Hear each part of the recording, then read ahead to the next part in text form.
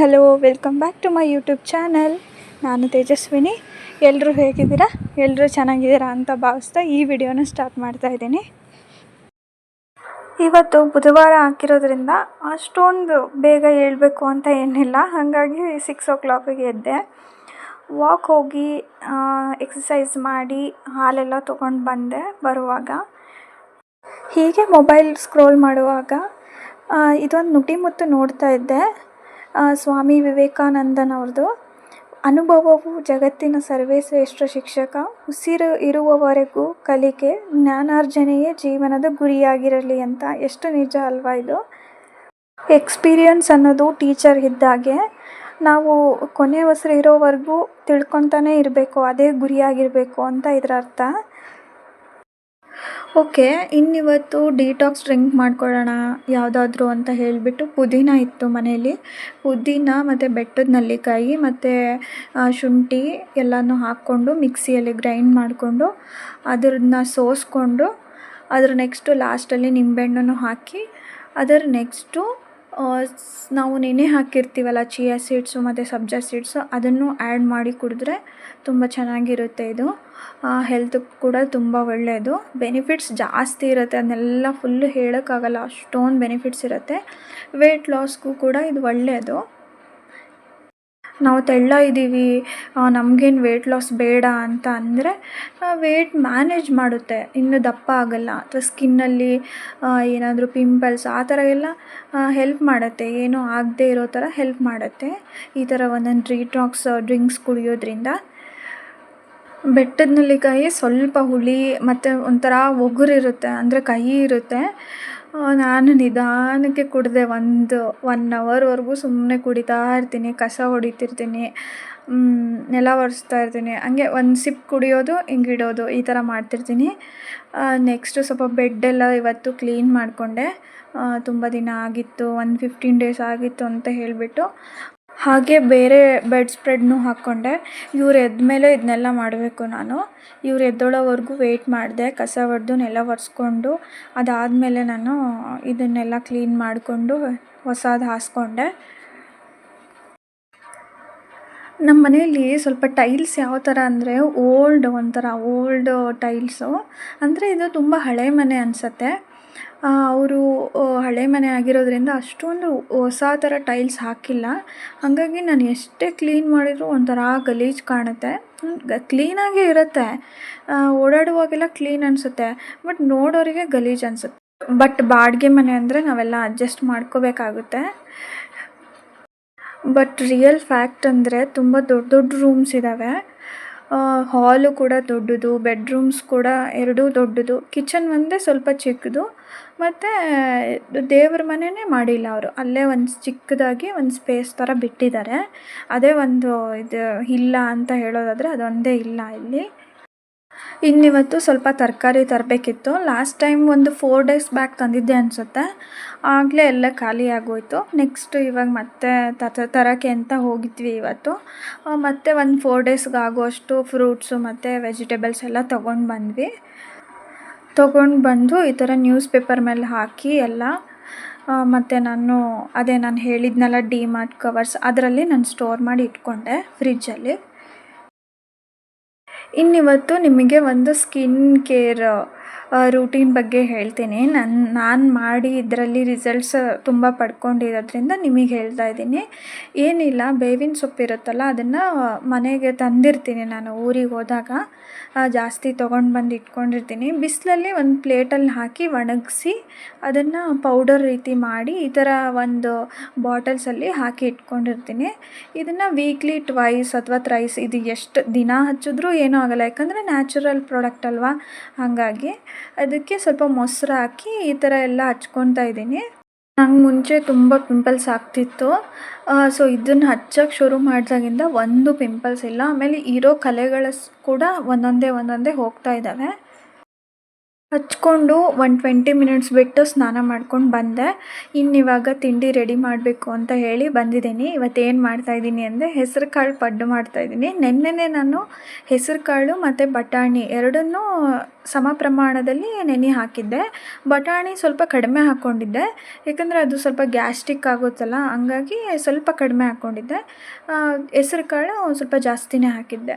ಈ ಥರ ಹಾಕಿ ನೆನೆ ಹಾಕಿದ್ದೆ. ಅಕ್ಕಿ ಬೇಕಾದರೂ ಇದಕ್ಕೆ ಹಾಕ್ಕೋಬೋದು, ಬಟ್ ನಾನು ಅಕ್ಕಿ ಏನು ಹಾಕಿರಲಿಲ್ಲ. ಆಮೇಲೆ ಇದನ್ನೆಲ್ಲ ಮಿಕ್ಸಿ ಮಾಡ್ಕೋಬೇಕು. ಇದು ಒಂಥರ ಇನ್ಸ್ಟೆಂಟ್ ಮಾಡೋದು, ಅಂದರೆ ನೆನ್ನೆನೇ ರುಬ್ಬಿ ಇಡಬೇಕು ಅಂತ ಏನಿಲ್ಲ. ರಾತ್ರಿ ನೆನೆ ಹಾಕಿ ಬೆಳಗ್ಗೆ ನಾವು ರುಬ್ಕೊಂಡು ಮಾಡ್ಬೋದು. ಇದಕ್ಕಿವಾಗ 4-5 ಮೆಣಸಿನ್ಕಾಯಿ ಹಾಕ್ಕೊಂಡಿದ್ದೀನಿ. ನೆಕ್ಸ್ಟು ಶುಂಠಿ ಮತ್ತು ಬೆಳ್ಳುಳ್ಳಿನ ಚಿಕ್ಕ ಚಿಕ್ಕದಾಗಿ ಹೆಚ್ಚಿ ಹಾಕ್ಕೊಂಡಿದ್ದೀನಿ.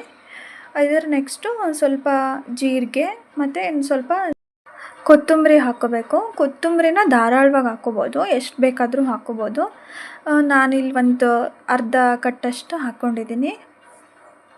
ಲಾಸ್ಟಲ್ಲಿ ಇಡ್ಲಿ ರವೆ ಅಥವಾ ಬಾಂಬೆ ರವೆ ಅಥವಾ ಚಿರೋಟಿ ರವೆ, ಯಾವ ರವೆ ಬೇಕಾದರೂ ಹಾಕ್ಕೋಬೋದು. ನಾನಿಲ್ಲಿ ಸ್ವಲ್ಪ ಚಿರೋಟಿ ರವೆ ಇತ್ತು ಅಂತ ಹೇಳಿ ಚಿರೋಟಿ ರವೆನ ಹಾಕ್ಕೊಂಡಿದ್ದೀನಿ. ಎಲ್ಲದನ್ನು ಹಾಕಿ ನೀರು ಹಾಕಿ ಮಿಕ್ಸ್ ಮಾಡ್ಕೋಬೇಕು ನೀಟಾಗಿ. ಚಿಕ್ಕಕ್ಕೆ ಗ್ರೈಂಡ್ ಮಾಡ್ಕೊಳ್ಳಿ, ಸಣ್ಣದಾಗಿ ಗ್ರೈಂಡ್ ಮಾಡಿಕೊಂಡು ಈ ಥರ ಪಾತ್ರೆಗೆ ಹಾಕಿ ನಮ್ಗೆ ಎಷ್ಟು ಕನ್ಸಿಸ್ಟೆನ್ಸಿ ಬೇಕಲ್ಲ, ಅಂದರೆ ಪಡ್ಡಿಗೆ ಎಷ್ಟು ಕನ್ಸಿಸ್ಟೆನ್ಸಿ ಬೇಕಲ್ಲ ಅಷ್ಟನ್ನು ನೀರು ಹಾಕಿ ಈ ಥರ ಮಾಡಿ ಇಟ್ಕೋಬೇಕು ಬ್ಯಾಟರ್ನ.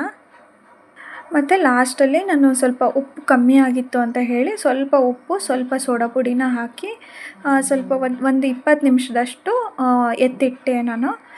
ಆಮೇಲೆ ನೆಕ್ಸ್ಟು ನಾನು ಚಟ್ನಿ ಮಾಡ್ಕೋಬೇಕು ಅಂತ ಹೇಳಿ ಕಡಲೆ ಮತ್ತು ಶೇಂಗಾ, ಇವತ್ತು ಕೊಬ್ಬರಿ ಅಷ್ಟೊಂದಿಲ್ಲ ಅಂತ ಹೇಳಿ ಕಡಲೆ ಶೇಂಗಾದಲ್ಲೇ ಚಟ್ನಿ ಮಾಡೋಣ ಅಂತ ಹೇಳಿ ಅದನ್ನು ಹುರ್ಕೊಂಡು ಸ್ವಲ್ಪ ಮೆಣಸಿನ್ಕಾಯಿ,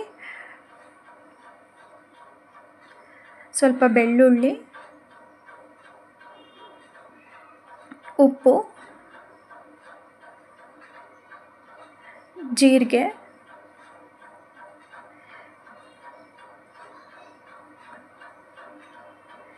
ಲಾಸ್ಟಲ್ಲಿ ಕೊತ್ತಂಬರಿನ ಹಾಕಿ ಚಟ್ನಿನ ಮಾಡಿಕೊಂಡೆ. ಪಡ್ಡು ಹಾಕುವಾಗ ತುಪ್ಪ ಮತ್ತು ಎಣ್ಣೆ ಎರಡನ್ನೂ ಮಿಕ್ಸ್ ಮಾಡಿ ಇಟ್ಕೊಂಡಿದ್ದೆ. ಈ ಥರ ತುಪ್ಪ ಹಾಕೋದ್ರಿಂದ ಒಂಥರ ಫ್ಲೇವರ್ ಚೆನ್ನಾಗಿರುತ್ತೆ ಹೆಸ್ರು ಕಾಳು ಪಡ್ಡಿಗೆ. ಸೊ ಎಣ್ಣೆ ಮತ್ತು ತುಪ್ಪನ ಎರಡು ಮಿಕ್ಸ್ ಮಾಡಿ ಈ ಥರ ಹಾಕ್ಕೊಂಡೆ. ಚೆನ್ನಾಗಿ ಬಂದಿತ್ತು, ತುಂಬ ಸಾಫ್ಟಾಗಿತ್ತು. ಈ ಮಕ್ಕಳೆಲ್ಲ ಎಷ್ಟು ಚೆನ್ನಾಗಿ ಇಷ್ಟಪಟ್ಟು ತಿಂತಾರೆ ಗೊತ್ತಾ, ಈ ಥರ ಎಲ್ಲ ಮಾಡಿಬಿಟ್ರೆ. ಒಂಥರ ಟೇಸ್ಟು ಮಾಮೂಲಿ ಪಡ್ಡು ಥರ ಇರಲ್ಲ, ಒಂಥರ ಟೇಸ್ಟ್ ಚೆನ್ನಾಗಿತ್ತು. ಮತ್ತು ಬಟಾಣಿನ ಎಲ್ಲ ಚಾಟ್ಸಲ್ಲಿ ಅಷ್ಟೇ ಯೂಸ್ ಮಾಡ್ತಾರೆ. ಈ ಥರ ನಾವು ಪಡ್ಡಲ್ಲೂ ಹಾಕಿದರೆ ಬಟಾಣಿ ಮತ್ತು ಹೆಸರು ಕಾಳು ಎರಡೂ ಸೇರಿದರೆ ಪ್ರೋಟೀನ್ಸ್ ಜಾಸ್ತಿ ಸಿಗುತ್ತೆ. ಸೊ ಈ ಥರ ನಾವು ಟಿಫನ್ನ ಮಾಡ್ಕೊಂಡ್ವಿ. ಇನ್ನು ಮಧ್ಯಾಹ್ನಕ್ಕೆ ಬಂದರೆ ನಾವು ಏನು ತಿನ್ನಂಗೆ ಆಗಲಿಲ್ಲ. ಸೊ ನಮಗೆ ಅಷ್ಟೊಂದು ನಾವು ಮಧ್ಯಾಹ್ನ ಊಟ ಪ್ರಿಫರ್ ಮಾಡೋದೇ ಇಲ್ಲ, ಯಾವಾಗಾದರೂ ರೇರ್ ಮಾಡೋದು. ಮಜ್ಜಿಗೆ ಮಾಡಿಬಿಡ್ತೀವಿ. ಹಿಂಗೆ ಈ ಥರ ಒಂದೊಂದು ಗ್ಲಾಸ್ ಮಜ್ಜಿಗೆ ಕುಡಿದು ಈ ಥರ ಒಂದು ಫ್ರೂಟ್ಸು ಬೌಲ್ನ ತಿಂದುಬಿಡ್ತೀವಿ. ಇವತ್ತು ನಾನು ಆ್ಯಪಲ್ ಮತ್ತು ದಾಳಿಂಬೆ ಇತ್ತು ಅಂತ ಹೇಳಿಬಿಟ್ಟು ಆ್ಯಪಲ್ ದಾಳಿಂಬೆ ಹೆಚ್ಚಿ ಇಟ್ಕೊಂಡಿದ್ದೆ. ಸೊ ತಿಂದು ಸ್ವಲ್ಪ ರೆಸ್ಟ್ ಮಾಡಿ ಸಂಜೆ ನಾವು ವಾಕಿಂಗ್ ಅಂತ ಹೇಳಿ ನಾವು ಹೋಗೋ ರೆಗ್ಯುಲರ್ ಪಾರ್ಕಿಗೆ ಇವತ್ತು ಹೋಗಿದ್ವಿ.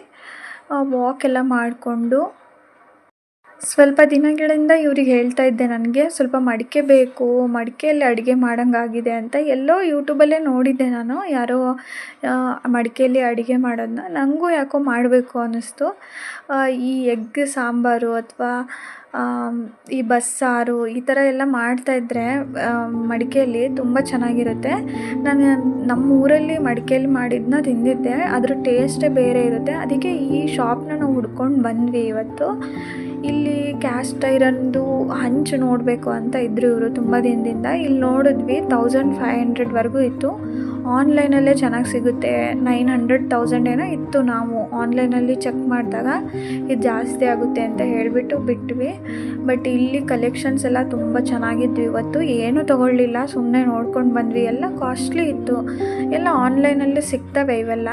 ನೋಡಿ, ಇದು ನಂಗೆ ತುಂಬ ಇಷ್ಟ ಆಗಿತ್ತು, ಧೂಪ ಹಾಕೋದು. ಇದು ಕೂಡ ಅಷ್ಟೇ 160 ಏನೋ ಇತ್ತು ಅದ್ರ ಮೇಲೆ. ಬಟ್ ಆನ್ಲೈನಲ್ಲಿ 90 ಏನೋ 100 ರೂಪೀಸ್ ಇತ್ತು ಅಷ್ಟೇ. ಸೊ ಅದನ್ನು ಬಿಟ್ಟು ಬಿಟ್ಟು ಬಂದ್ವಿ. ಇನ್ನು ಎಲ್ಲ ಥರ ಎಣ್ಣೆಗಳು ಇಲ್ಲಿದ್ವು, ಅಂದರೆ ಗ್ರೌಂಡ್ನಟ್ ಆಯಿಲು, ಆಲಿವ್ ಆಯಿಲು ಎಲ್ಲ ಇದ್ವು. ಮತ್ತು ರೊಟ್ಟಿಗಳು ಅಷ್ಟೇ, ಸಜ್ಜೆ ರೊಟ್ಟಿ ಅವೆಲ್ಲ ಇದ್ವು. ನಾವಿನ್ನೇನು ಬಿಸಿ ರೊಟ್ಟಿನೇ ಮಾಡ್ತೀವಿ ಮನೇಲಿ ಅಂತ ಹೇಳ್ಬಿಟ್ಟು ಅವನ್ನೆಲ್ಲ ಏನೂ ತೊಗೊಳಕ್ಕೆ ಹೋಗಲಿಲ್ಲ. ಮತ್ತು ಡ್ರೈ ಫ್ರೂಟ್ಸ್ ಕೂಡ ಇದ್ವು, ಎಲ್ಲ ಥರ ಎಲ್ಲ ಕಾಸ್ಟ್ಲಿನೇ ಇದ್ವು, ಯಾವುದು ಕಡಿಮೆ ಇರಲಿಲ್ಲ. ಇದು ಒಂದು ಪುಟ್ಟಿನೂ ನೋಡಿದೆ, ಅದು ಕೂಡ ತುಂಬ ಚೆನ್ನಾಗಿತ್ತು. ಇನ್ನು ಮಡಿಕೆ ನೋಡೋಣ ಅಂತ ಬಂದು ಮಡಿಕೆ ನೋಡಬೇಕು ಅಂತ ಹೇಳಿ ಬಂದ್ವಿ. ಬಟ್ ನನಗೆ ಇಲ್ಲಿ ನಂಗೆ ಬೇಕಾಗಿರೋ ಥರ ಸಿಗಲಿಲ್ಲ. ಒಂಥರ ನಂಗೆ ಬಾಣಲಿ ಥರ ಬೇಕಾಗಿತ್ತು, ಸೊ ಆ ಥರ ಸಿಗಲಿಲ್ಲ. ಅದು ಕೂಡ ಕಾಸ್ಟ್ಲಿನೇ ಇತ್ತು. ಇಲ್ಲಿ 500 ಮೇಲೆ ಇದ್ವು ಎಲ್ಲ. ನೋಡಿ, ಇದು ಕಾಫಿ ಮಗ್ಗು ಮಂಡಿಂದಂತ ಅನಿಸೋದೇ ಇಲ್ಲ, ಪ್ಲಾಸ್ಟಿಕ್ದೇನೋ ಅನಿಸುತ್ತೆ.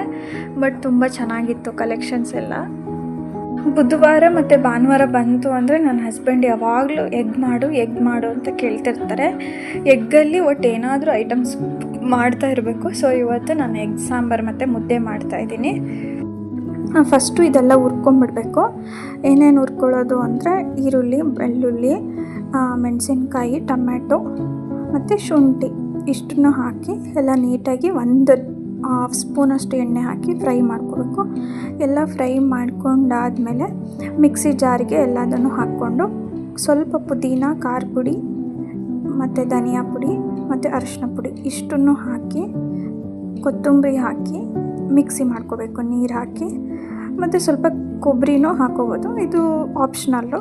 ನೆಕ್ಸ್ಟು ಇನ್ನೊಂದು ಬಾಣಲಿ ಇಟ್ಕೊಂಡು ಅದಕ್ಕೂ 2 ಸ್ಪೂನಷ್ಟು ಎಣ್ಣೆ ಹಾಕಿ ಒಂದು ಅರ್ಧ ಬೌಲಷ್ಟು ಈರುಳ್ಳಿನ ಹಾಕಿ ಒಂದು 2-3 ಎಸಳಷ್ಟು ಪುದೀನನ ಹಾಕ್ಕೊಂಡು ಮಿಕ್ಸಿ ಮಾಡಿರ್ತೀವಲ್ಲ ಮಸಾಲೆ, ಅದನ್ನೆಲ್ಲ ಹಾಕಿ ಇಟ್ಕೋಬೇಕು. ಕುದಿಯೋಕ್ಕೆ ಬಿಡಬೇಕು. ಅದನ್ನ ಕುದ್ದಾದಮೇಲೆ ಒಂದು 4 ಮೊಟ್ಟೆ ಹೊಡ್ಕೊಂಡಿದ್ದೀನಿ ನಾನು. ಒಂದೇ ಸರಿಗೆ ಹೊಡೆದು ಈ ಥರ ಹಾಕ್ಕೋಬೇಕು ಒಂದೊಂದೇ. ನೆಕ್ಸ್ಟು ಸ್ವಲ್ಪ ಹೊತ್ತು ಬಿಡಬೇಕು ಇದನ್ನು ಕುದಿಯೋಕ್ಕೆ. ಸ್ವಲ್ಪ ಗಟ್ಟಿ ಆದಮೇಲೆ ಲಾಸ್ಟಲ್ಲಿ ನಿಂಬೆಹಣ್ಣು, ಕೊತ್ತಂಬರಿ ಏನಿದೆ ಅದನ್ನ ಹಾಕ್ಕೊಂಡು ಈ ಕಡೆ ಸೈಡಲ್ಲಿ ಮುದ್ದೆ ಇಟ್ಕೊಂಡಿದ್ದೆ. 2 ಚಿಕ್ಕ ಮುದ್ದೆ ಆದರೆ ಸಾಕು ನಮಗೆ. ಮುದ್ದೆನೂ ಮಾಡಿಕೊಂಡೆ. ಇದಾಗಿತ್ತು ನಮ್ಮ ಇವತ್ತಿನ ವ್ಲಾಗ್. ಟಿ ವಿ ನೋಡ್ತಾ ಈ ಫುಡ್ನ ಎಂಜಾಯ್ ಮಾಡಿದ್ವಿ ನಾವು. ಓಕೆ, ಇನ್ನು ನೆಕ್ಸ್ಟ್ ಬ್ಲಾಗಲ್ಲಿ ಸಿಗೋಣ ಅಂತ ಹೇಳ್ತಾ ಇಲ್ಲಿಗೆ ಈ ವಿಡಿಯೋನ ಎಂಡ್ ಮಾಡ್ತಾಯಿದ್ದೀನಿ. ಹೀಗೆ ಸಪೋರ್ಟ್ ಮಾಡಿ, ಲೈಕ್ ಮಾಡಿ, ಶೇರ್ ಮಾಡಿ, ಸಬ್ಸ್ಕ್ರೈಬ್ ಕೂಡ ಮಾಡಿ. ಬಾಯ್, ಟೇಕ್ ಕೇರ್.